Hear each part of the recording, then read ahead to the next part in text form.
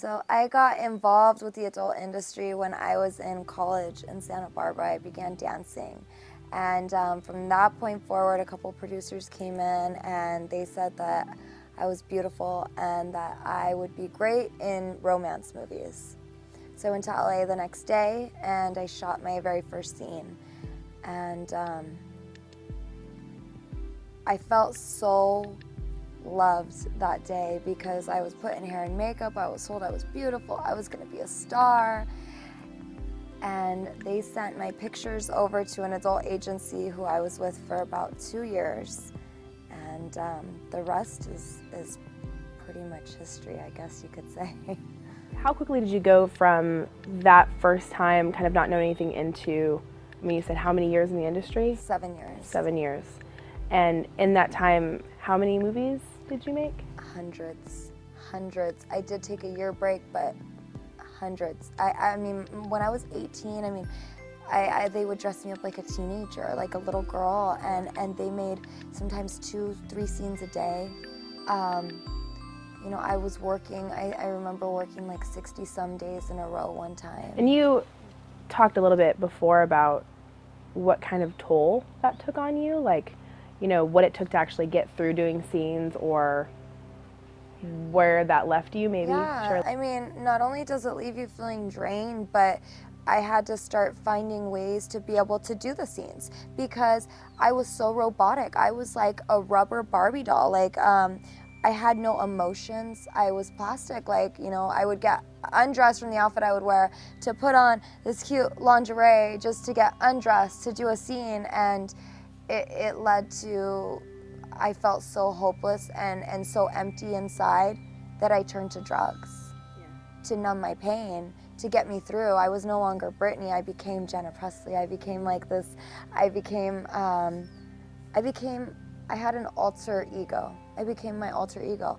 And the drugs and alcohol just kind of helped me cope with things. You know, I know we talked a lot about the idea of fame, like wanting to be known, or, you know, that it was even more powerful than drugs. I mean, my whole life I wanted to be an actress. I always wanted to be a model. And they're gonna put me on camera, like, yeah, I'll do it. And I always felt like I had to say yes to everything because I felt like that's what was gonna give me that credibility as a star. what's that like? What would you say to those girls that you know who are in the industry and where they're at?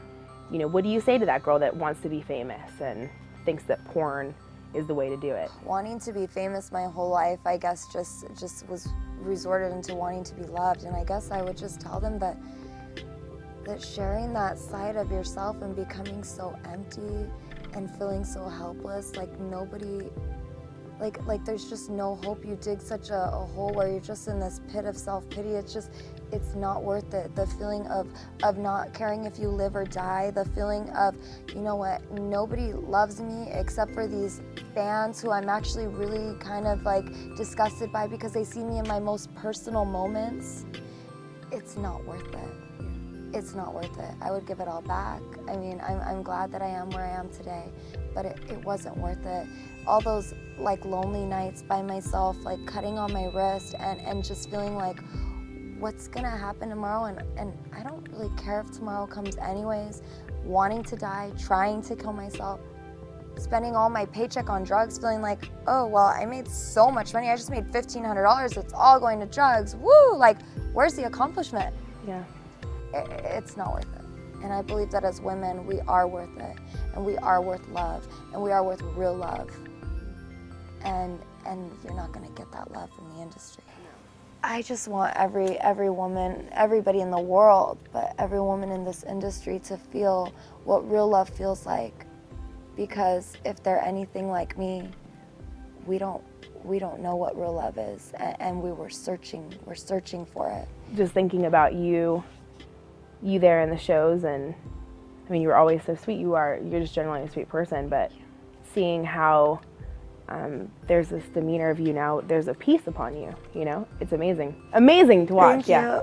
Yeah. Literally, it blows my mind. It's so exciting. To hear a story of life change like yours is one that is not very common. I feel like there's going to be so many more souls in that industry that are going to be saved. I feel like you guys have been praying. I feel like Jesus is answering these prayers right now. Yeah, well, look at you, girl. Look at you. I mean, get out of here. Like, I mean, no, but you and I...